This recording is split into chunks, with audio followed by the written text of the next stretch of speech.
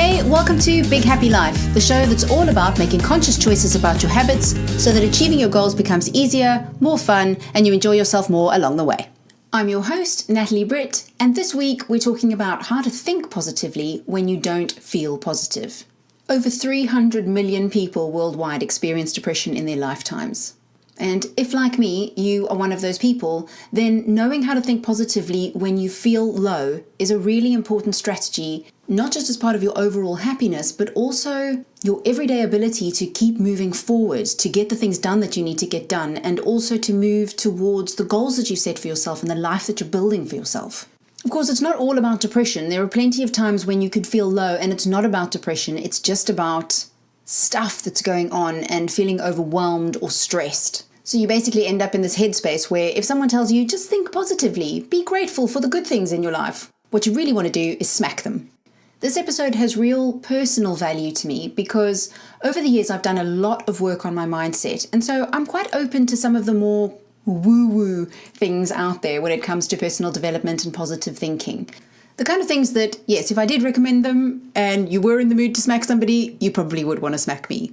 And although I know these things work, there are some days, even now, where they don't work for me. And I also know there was a point in my life where I wasn't ready for them and I couldn't make good use of them because the distance between my headspace and the headspace I needed in order to do those things was far too great. And I noticed the same with friends and clients who want to feel better, want to do better, but are in that space where jumping into positive thinking feels like too big a leap. So finding things that feel more real, more appropriate in that headspace becomes really, really important. So what I thought might work here is rather than talk about positive thinking, talk about productive thinking and unproductive thinking. Because arguably the first step of positive thinking is simply making your thinking work for you, making it productive, useful. Where unproductive thinking leaves you stuck and feeling lost or low for much longer periods of time and much more often, productive thinking helps you learn about yourself, gather information, and use it in such a way that you end up feeling better, stronger, more resilient, and then better able to move forward and do the other cool things that you want to do. What I found in my life was that once I got into a spiral of negative thinking or unproductive thinking, everything kind of compounded it. One thought led to the next, led to the next, led to the next, and I would just drive myself into a pit, basically.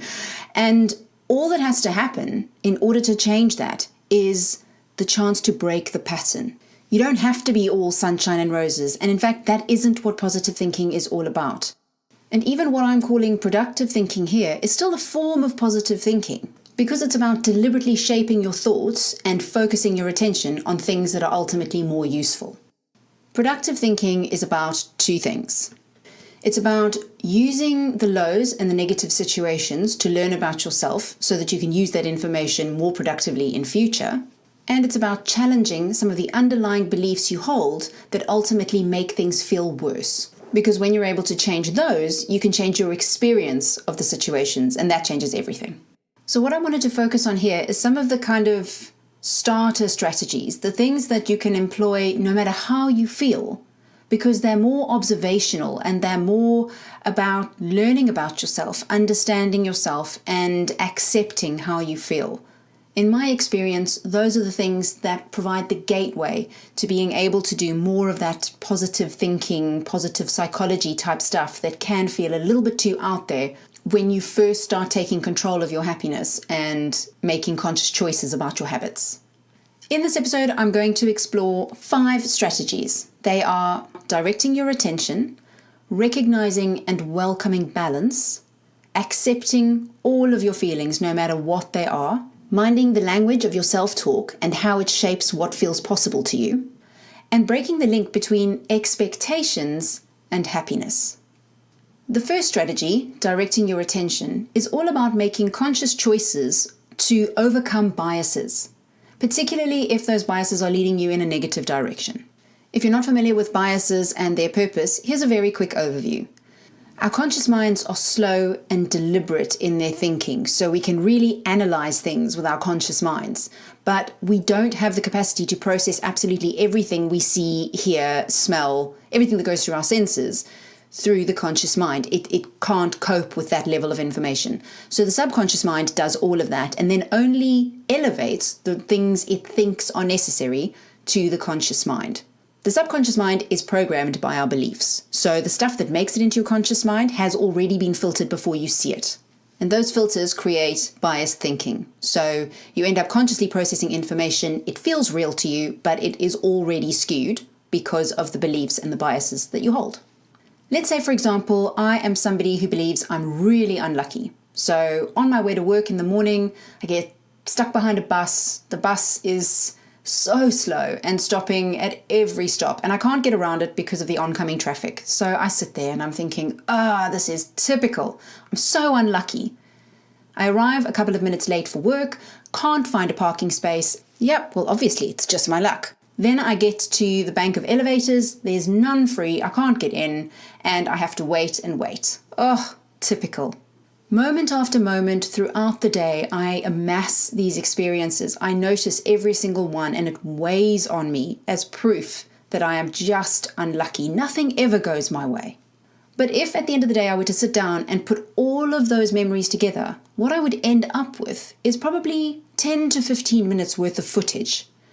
So where is the rest, and what happened in that time?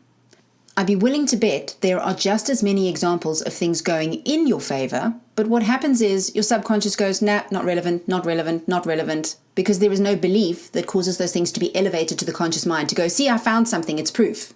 So the first step in breaking this pattern is to actively seek information. So to program your subconscious to say, just elevate this stuff too, I want to know about it, send it my way so that I can take a look.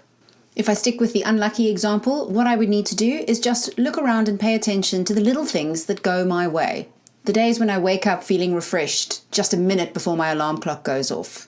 The days where I put the shower on and the temperature is exactly what I like. The tiny coincidences that mean I don't have to get up from my desk to go and talk to somebody because they come to me at just the moment that I need them.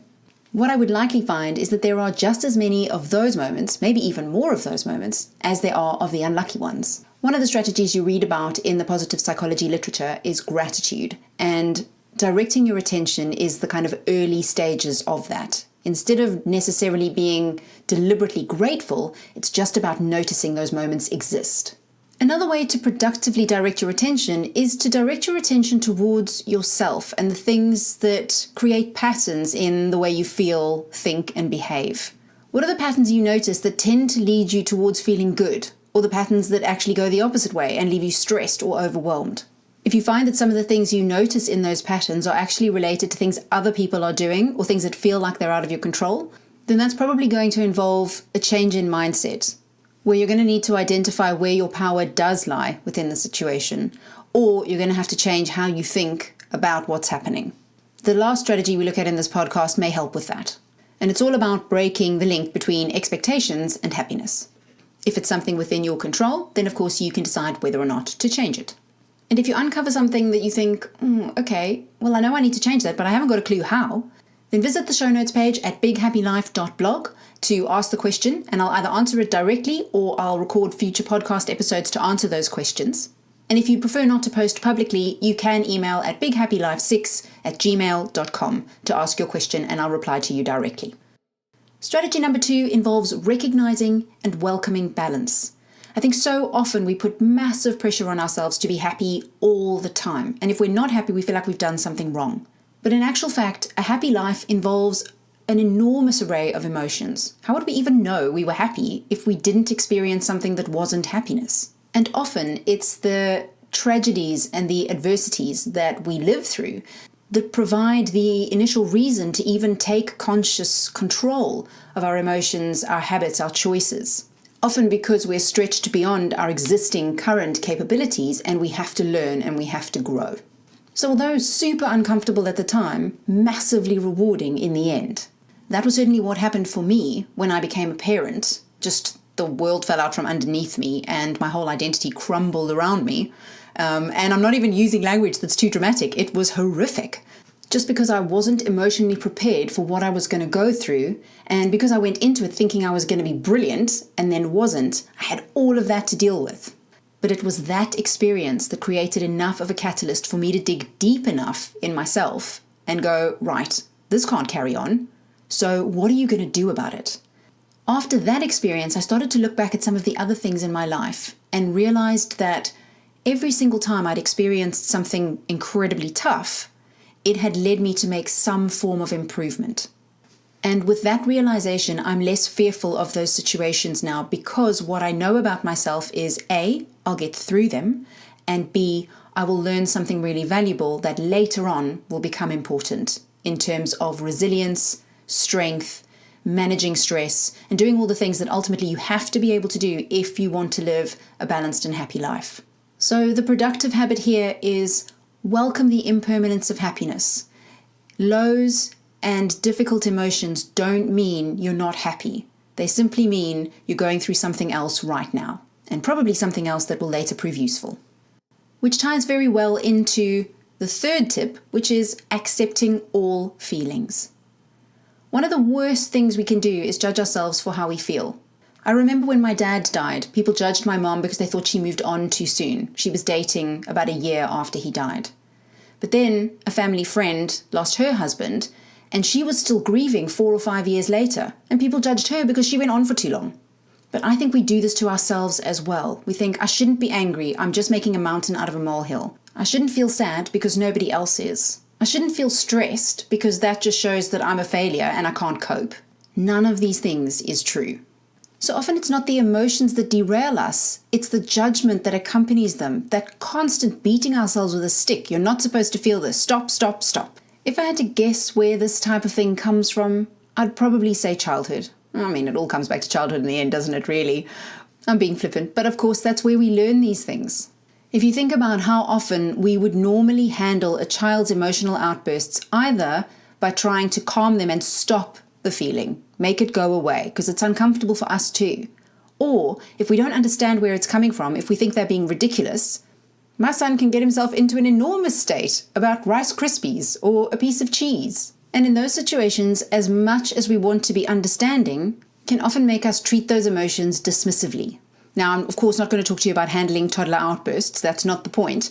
The point is, when you treat emotions with respect and acceptance, you have a much better chance of ending up understanding why they're there in the first place.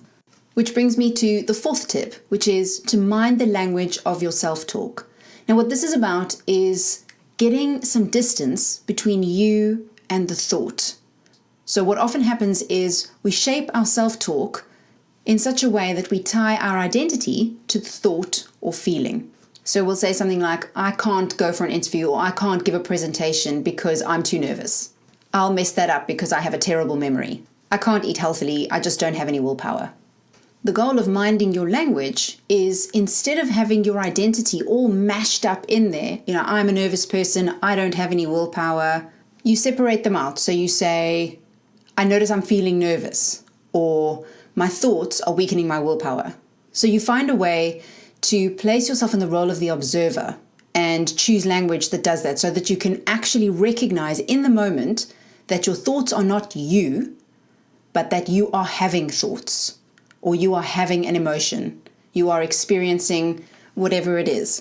And those things aren't you, they are just your experiences. And your self-talk can either make it feel like they are part of you, like the whole thing is woven together and you can't separate yourself, or you can deliberately use your self-talk to give you some distance and some perspective, so that you're able just to get into that tiny space between you and your thoughts and feel that little bit more in control. And from there you can decide what to do with it.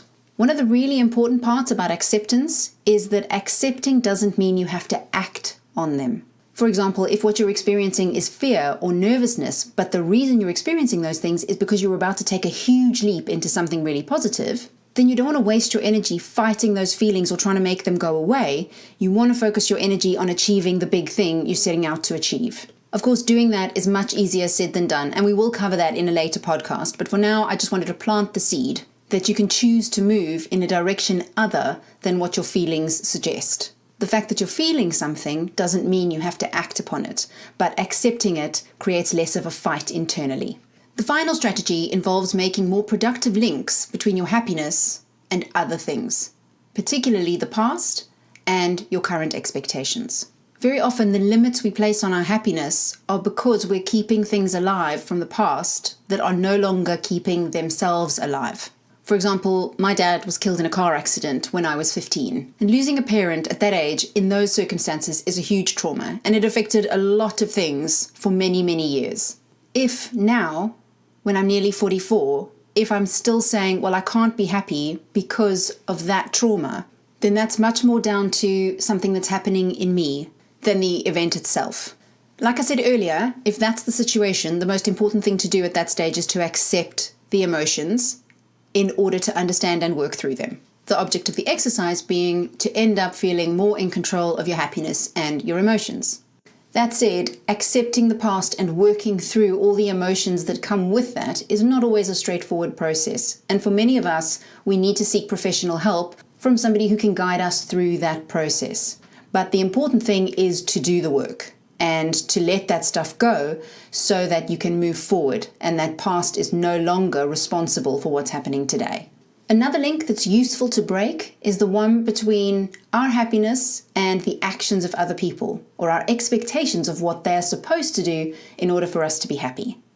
If I could only be happy when my 4-year-old son is in a happy, smiley, lovely mood, then I would spend quite a lot of my time unhappy because I would basically be flung around by whatever his emotions did. And at the beginning, it was a bit like that because I hadn't actually learned that my happiness levels had nothing to do with his emotional state, and that when I was able to maintain my balance, I was much better able to help him.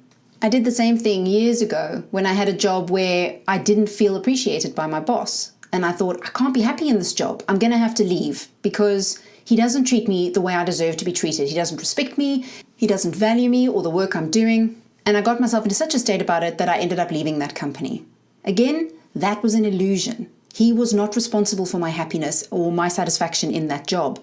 It was my thinking that handed him that power and took it away from me. When you become aware of the number of situations where you're kind of reliant on someone else or something else to make you feel happy, you realize how much power you're leaving out there. And once you spot those situations, you can start breaking those links.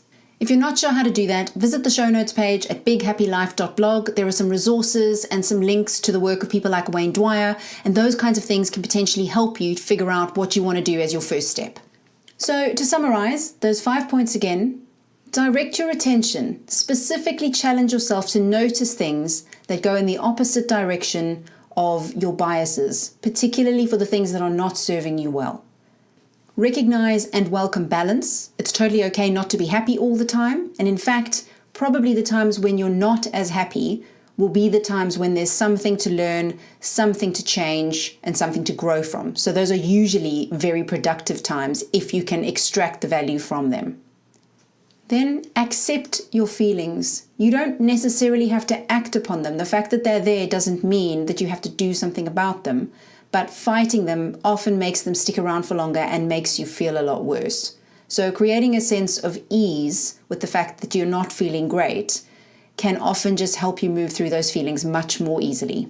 Use your self-talk to create some distance between you and your thoughts rather than wrapping your identity up in them and giving yourself nowhere to go. And finally, break the links between your past, your expectations of other people, and your happiness. And that way you can take control of the things that you allow to affect whether or not you feel happy. And you take control of your everyday choices so that you're in charge of your emotional state and how your experiences unfold.